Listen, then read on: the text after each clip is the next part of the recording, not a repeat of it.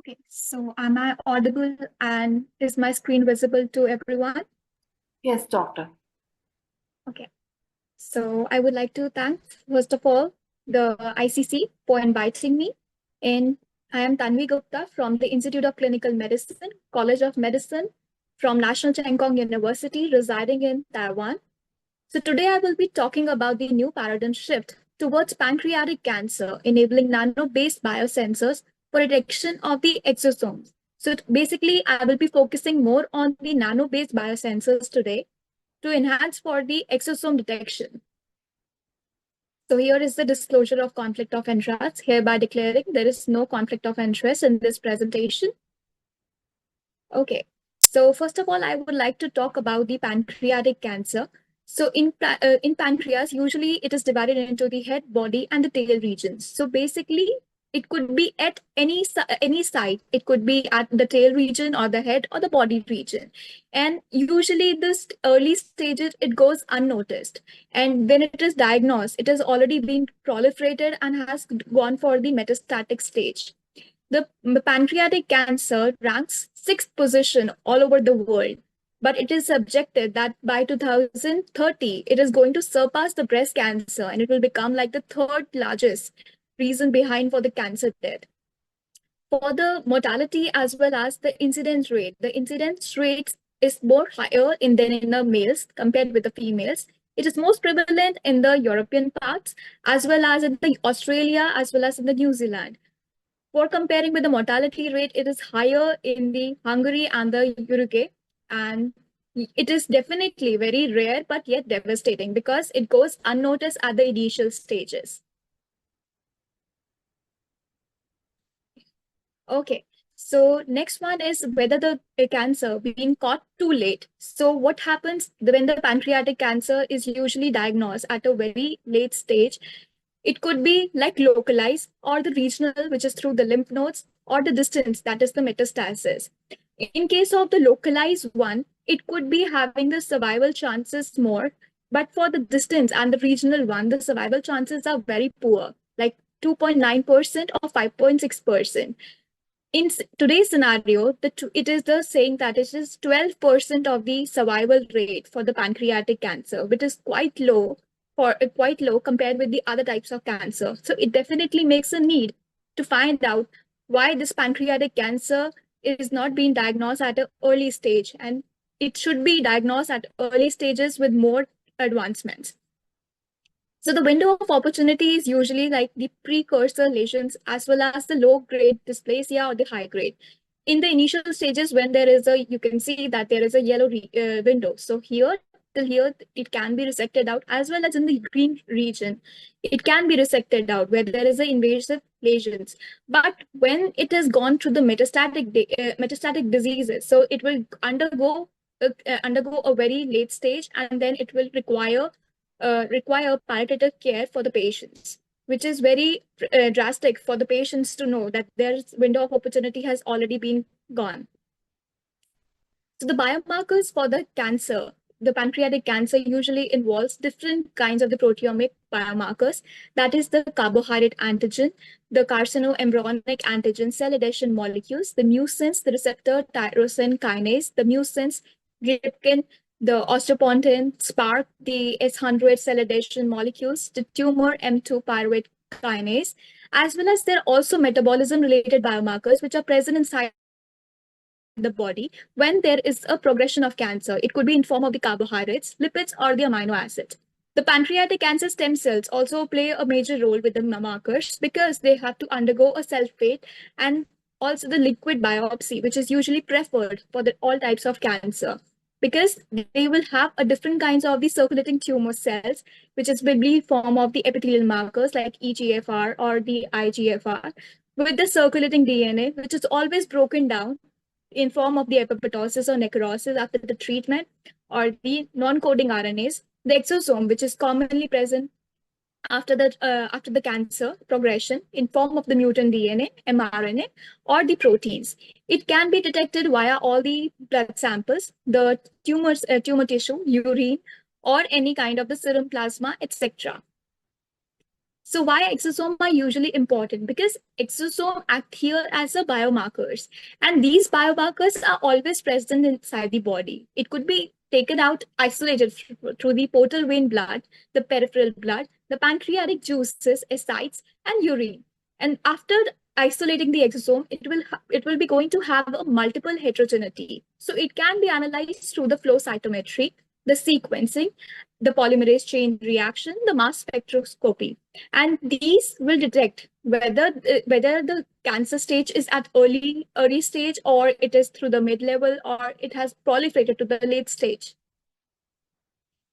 And next one is the conventional methods for the exosomes. So in here, usually the exosome can be isolated out through all the body fluids which is in the body, that is through saliva, milk, blood, urine, etc. And they can be separated out through the conventional method, that is the ultracentrifugation, the size space, the precipitation, or immunomagnetic. And they can be further detected via the PCR, ELISA, Western blotting, the microfluidic chips, or the machine learning. Usually, the pancreatic cancer has a vast dense stroma, which allows that there is circulation of all the circulating tumor cells as well as circulating DNA. It is present in very huge amount. So after isolating the exosome and detecting it through the various applications can be monitored for the prognosis and diagnosis of the disease at an early age. Next one is how the nanobiosensors can be helpful for the detection of the exosome. So usually when the isolation of the exosomes takes place, the methods usually involved are the conventional methods, which I have already shown. So after the separation of the exosome from the body fluids, what happens is that the cancer biomarkers, which can be in form of the RNA, DNA, proteins, antibody, antigen, aptamer, surface protein, can be used for the development, and we can monitor the changes. So in here, the detection can be through the electrochemical immunosensors, the optical biosensors, DNA biosensors. So in here, when we can check the biomarkers in form of the exosomes. So the detection could be in any form of these sensors, and nanoparticles play also a very important role because they can conjugate, and it is very easy to modify and detect in a real time. So nanobiosensors are very cost effective compared with the other treatments or the diagnosis, which is usually monitor for the pancreatic cancer. It can reduce the time. It can enhance the sensitivity, selectivity. Also, it can also lower only a minute amount of the sample is required for the detection of the cancer.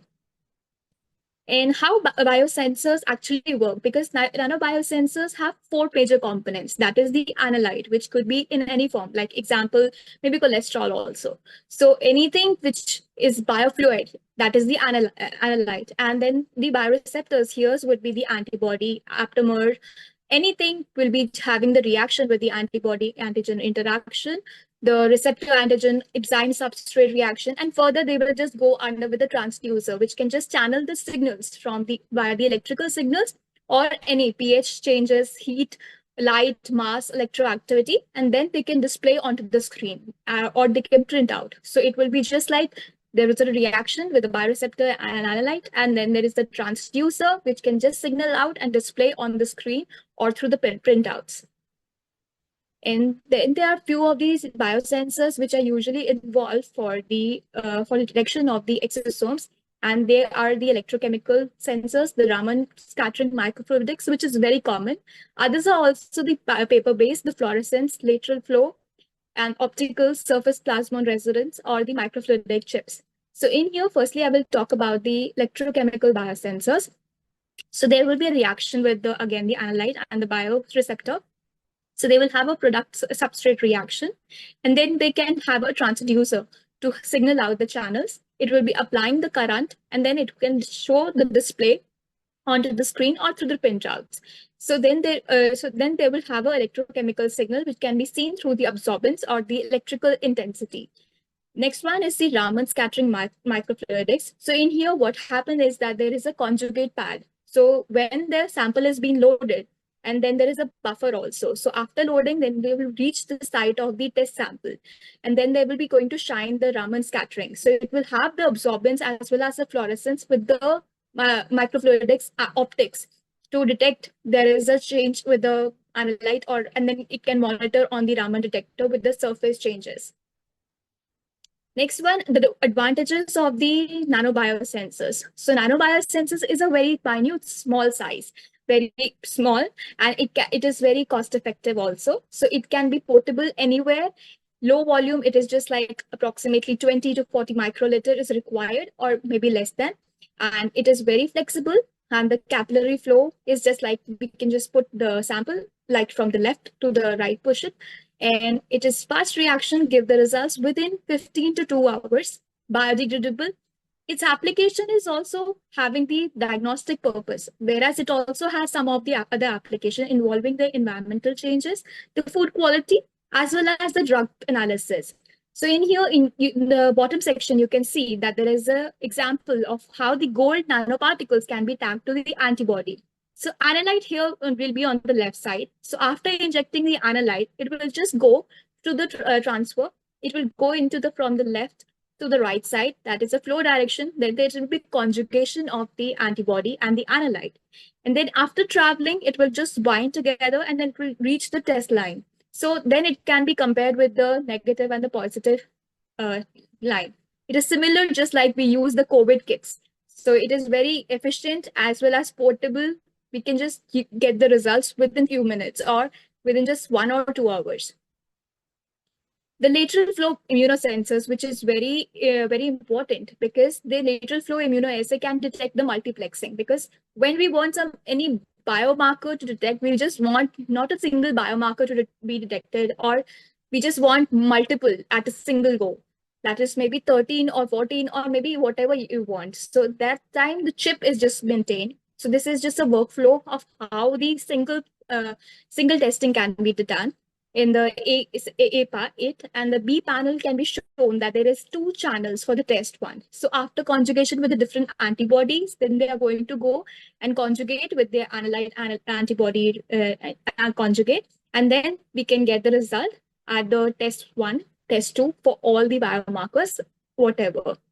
And in the bottom section, you can see that there is another example with the gold nanoparticles, the carbon-based nanoparticles, as well as the magnetic nanoparticles. So in here, they have taken the 3 types of the nanoparticles. So what happens is that it is a colorimetric detection. They have just taken a paper strip, then they are going to just dip it. So that it is known as the dipstick analysis. So here they just monitor the control, that is above 1 and the test 1. So we can see that they have checked for different biomarkers, and they found that the gold nanoparticles and the carbon-based nanoparticles were much efficient than the magnetic nanoparticles. And they have just found that the signal intensity for all of them with the different biomarkers. And the microfluidic paper-based devices are usually the dipstick. That is, they have given the flow work chart of how actually it works and bind and form the conjugation reaction and detect it to the trace line as well as the control. So it is very small in size, and it is the electrochemical signaling. So finally, coming on to the conclusion of this presentation. So in here, the high standards of the healthcare management can be achieved through point care diagnostics. So the clinicians and the doctors, it will reduce their job, because it can be just go in one go. When the patient visits the doctor, they can just monitor, and then they can just give the treatment also. So it will help in the support for the doctors as well as in the patient, because it will be detected at a very early stage, rather than because pancreatic cancer usually go unnoticed. So it will develop new breakthrough in developing new biomaterials. With the development with the electronics, cloud computing, and manufacture the small devices. It is very short time processing and requires just like 20 to 40 microliter of the sample. Very small in size, easy to be portable anywhere, and simple to use by any person also. So it can be detected, there will be multiplexing on a single chip or device.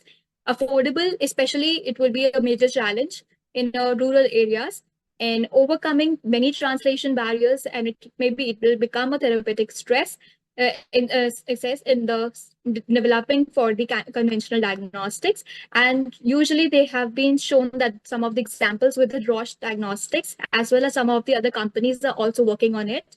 And it requires a crossing of the bridge. So in here you can see a picture of the bridge. So we need to just go together, like we just want to work in a team. And work in a team means that all the chemistry people, the material science, all the biology people will come together and just work for the detection of the exosome and will form a nanobiosensor, because it is not a job for the one person involving in the field of material science or chemistry, because it requires all of the people to come together and cross the bridge. And in the end, I would like to say that let's fight cancer and say goodbye to it. And this is acknowledgement. I would like to thank the team members as well as my department with the funding agency, the Ministry of Education. And thank you.